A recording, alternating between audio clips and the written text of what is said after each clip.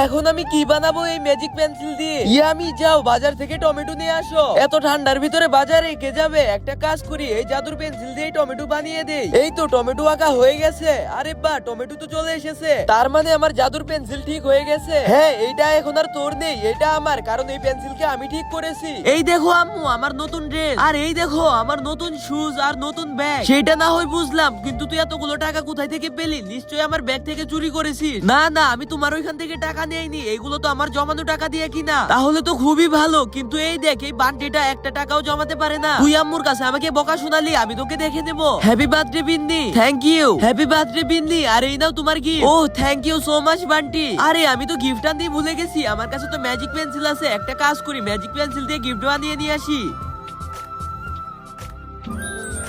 ও বাহ,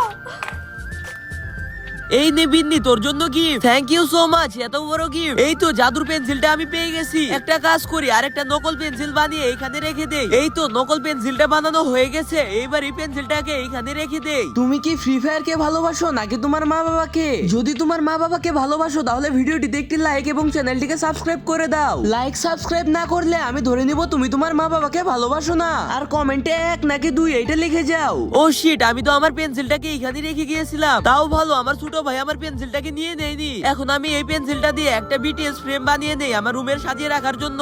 আরে এই জাদুর পেন্সিলের কি হয়ে গেল? কাজ করতেছে না কেন? এক্ষুনি তো পেন্সিলটা ভালো ছিল, আর এখন কাজ করতেছে না কেন? এইবার ভালো হয়েছে, এবার মজা বুঝ তুই। ওই পেন্সিল আর কাজ করবে না, কারণ আসল পেন্সিলটাই তো আমার কাছে।